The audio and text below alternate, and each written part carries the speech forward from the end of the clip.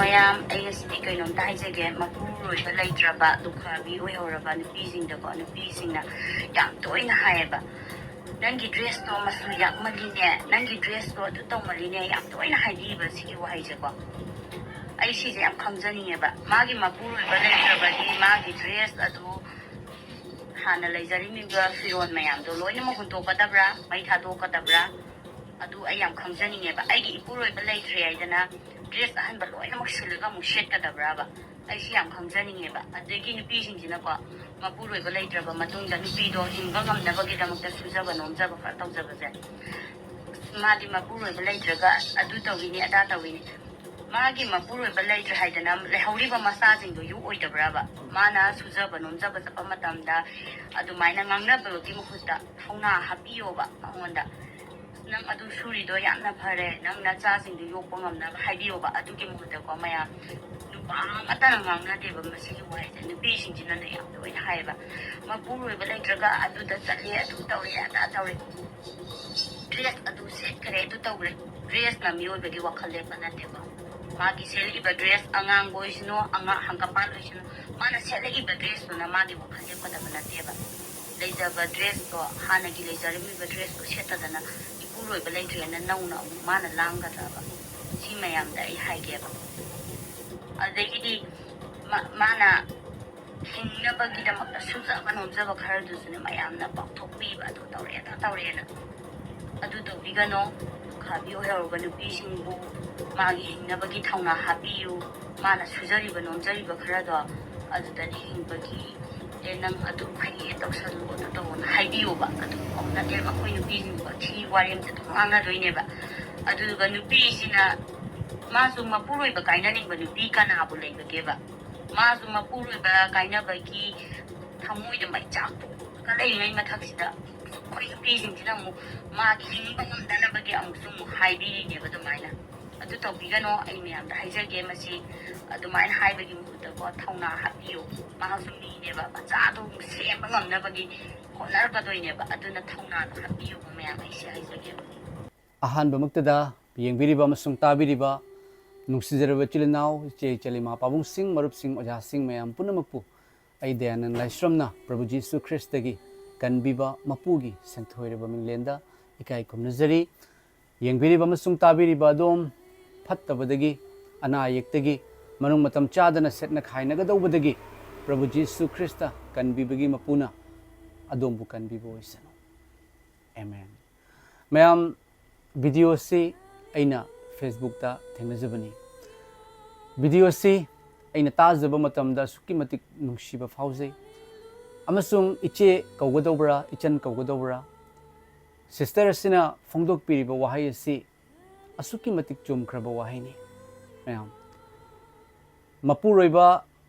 leijadrabe nupi haibase magi punsida kayagi matik awaba kayana mayam ningamdaba kayana thalibani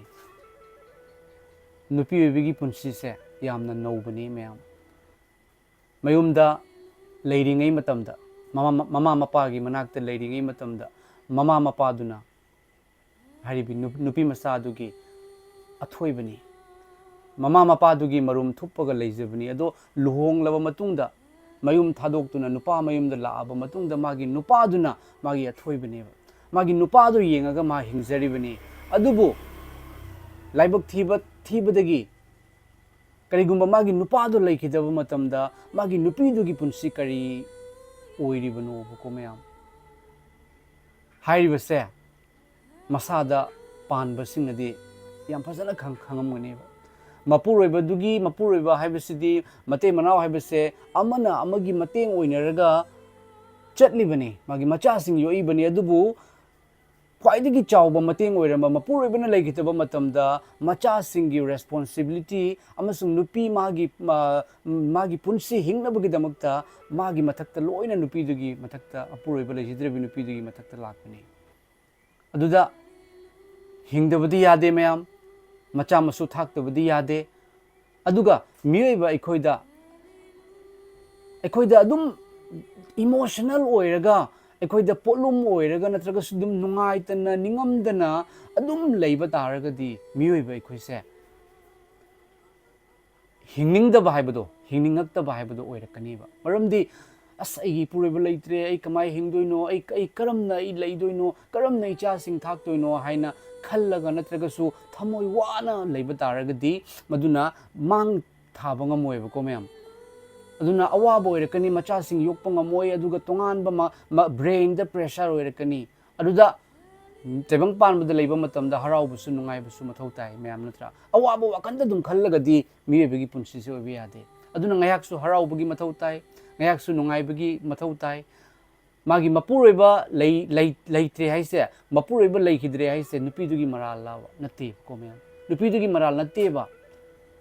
aduna nupiduda karigi damakta dandi pibagi mawongda tawgadorino mayamna nungsibigadabani mayamna magi awabada saruk yabigadabani mayamna mabu thaugatpigadawani mayam se aigi wakalda fauzabani holy bible dagi kari hairi bible gi mafam ama nitang dagi pathokserake mayam mafam mayam yawi adubu yam sangna haidokseroi ko yamna su sai mayam ngasi se sister se gi video se thengna jabada viral oiraga leramani facebook ta phongdok chaning bagi maramna mayam khongsan ba Old Testament dagi khongsan ba pandu pungani thoigi pada kungani thoi dagi hauraga pathok sarke kayada akanba nupi mapuroiba leitrabi singda otpa neiba wahanba se hairiba ishorgi kayagi matik asaubuno haibase ngasi khangbiu amasung yengbiriba tabiriba ekhoi mayamna mapuroiba leijidrabi nupi singda ekhoi mateng tawminasi ekhoi support mekhoi awabada sarugi aminasi mekhoi bu pukning thaugatminasi maramdi mekhoi se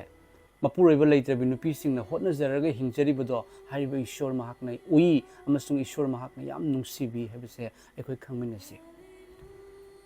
asumna hairi mayam naikhoina lukhrabi amattabu natraga mapa leijadraba angang singbu wahal loidobani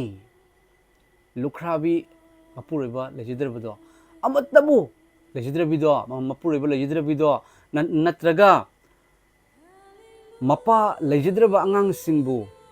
wahal loidobani mekoida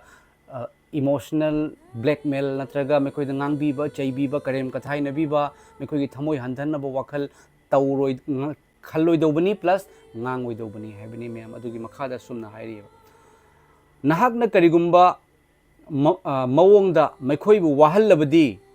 mekoina aingonda kaujabada मैखोई कौजब अना सोदन तागनी करीगुंबा कनागुंबा मना मपुरेब लेजिद्रबि नुपी मबु वाहन बतारगदि हाइरिब मपुरेब लेजिद्रबि नुपी अदुगी मागी तेंथा खोलदो ईश्वरना तायब मरमदुना मपुरेब लेजिद्रबि नुपी मदा वाहन बतारगदि वाहलिब मिसक अदो ईश्वरगी meeting मखादा लाकनी मयाम से ईश्वरना फुंदोक पिरिबनी अईगी मै हौना साउबा अदु हेनगतलकनी अमसुंग अईना नैखोइबु थांसांगना हाटकनी है कंद्र ma'am करिगिनो मरमदी मपुरोइब लेजिद्रबि नुपी हैबसे तोनबदा मामुक तोनब लेइत्रे मरमदुना अइखोइ मयामना माबु थौगत पिगदौरिबनेबा मया मपुरोइबदु येंगगा लेजरम नुपीदो खुदोंग थिबा थौदोक अमदगी मपुरोइबदु लेखिद्रे मागी पुंसी अदो मागी आशा पुनमक कायरिबनी आशा कायबा मिंगोंदा आशा स्पीकअप पीबसे सेमगत पसे मागिंदा हिंगनबगी आशा पीबसे मथौ तायबा मयाम अहन ओइरबा मिसिंगना हाइनबा लै कनागुंबा सिरमदाय मतमदा हिंगनिंगक्ते है मासे ऐसे सिरगल फार सिनिंगे न हाय मरमदी हिंगनिंगबगी आशा मांगोंदा मांगखेबा मपुरोइबा लेइतबा मतमदा मागी मफमदसु हिंगनिंगबगी आशा मांगिबनी अदुबु हिंगदबदी यादे हिंगदबा यादे हैना हिंगबा यादे मयाम हिंगदबा यादे हैना दम हिंगबा याब्रा चादबा यादे हैना चाबा यादे दना चानिंगना चाबा मले अदुना मपुरोइबा लेखिद्रबा तारगसु महाकना ईश्वरबु खुरमजरगा मागी मचासिंग थाकनबगी दमकता होटनबा मथौ ताय हराउबा मथौ ताय इसै सकपा मथौ ताय कप्पा मथौ ताय मियबगी पुनसिसे असिनी माना हराउरे हैना करिगे हराउरिनो माना फी अदुगी मचुगी फी से ले करिगे सेलिनो हैना मयामना हंगबीबा होय असिगुमबसे लेबदगिनी सिस्टर दुना वीडियो सेमेदो असिगुमना तौबसे ईश्वरगी अनिंगबसु न अदुगा मतंग असिदा करिगुमबा मागी थमोइदा ईश्वरना निंगसिंग हनबीरे कनागुंबा नुपाना मादी मपुरोइबा लेत्रबि नुपीनी मादी मतु सोलबिनी हाइदुना करिगुंबा हारिबा नुपादुना नुपीदुदा अहेनबा वाखल फत्तबा वाखल नुपी अदुबु यूज तौनिंगबगी वाखल हक्चांगी फिजिकल ओइबा अरानबा वाखल खलकपा तारगदी हारिबा मिसक अदुगी मथक्ता ईश्वरगी असाउबा दु लई हैबसे खंगबियु मरमदी हारिबी नुपी अदो अंगांग ओइरिङैदा मागी ममा मपाना मागी पुमनामकनी नुपी की पुंसी मयुम पालब मतुंगदा मागी मपुरोइबना पुनमकनी ममा मपासु थादोख्रबा मपुरोइबसु थादोख्रबा नुपी अदो मयाम मागी अवाबा मागी तेंथाबा मागी होटनजबा दो ईश्वरना उई हारिबा ईश्वर महागसे तुमदे महाक लई महाक येंगी अदुना नुपी मपुरोइबा लेजिद्रबी नुपीदा करेम कथाइनबा खटनबा हौबा मराल सीबा नोकनबीबा पुगनिंग हंधनबा तौबा मागी पुंसीबु मांगहन्नबा इज्जत खुंगोइनबा होटनबा पुमनमक थादोकपियु मरम नत्रगदी ईश्वरगी असाउबनी अदुगा मखादा ईश्वरना सुमना हाइबिरी यंगबियुको मयाम होली बाइबलना अइगी मैहौना साउबदु हेंगटकनी अमसुंग अइना नैखोइबु थांगसांगना हाटकनी नैखोइगी नुपीसिंग लुखराबी ओइगनी मयाम कनागुंबा नुपी अमदा अदुमाइना मपुरोइबा लेत्रबा नुपी अमदा वाहनबा नहानबा कफनबा ओइबा तारगदी हाइरिबा नुपादुगी नुपी अदुसु अमुक अदुमाइना ओइगनी हाइरि अमसुंग नैखोइगी नचासिंग मपा नचासिंग मपा लेजद्रबा ओइगनी असुमना ईश्वरना फोंदोकपिरेबा अकनबा वाहाइनी ईश्वरना थारिबसि करिगिनो अखोइदा तौदनबगिदमक्तनी मयाम अदुगा होली बाइबल दगी ईश्वरगी वाहाइ अमसु पाथोकसे मयाम मथंग असिदी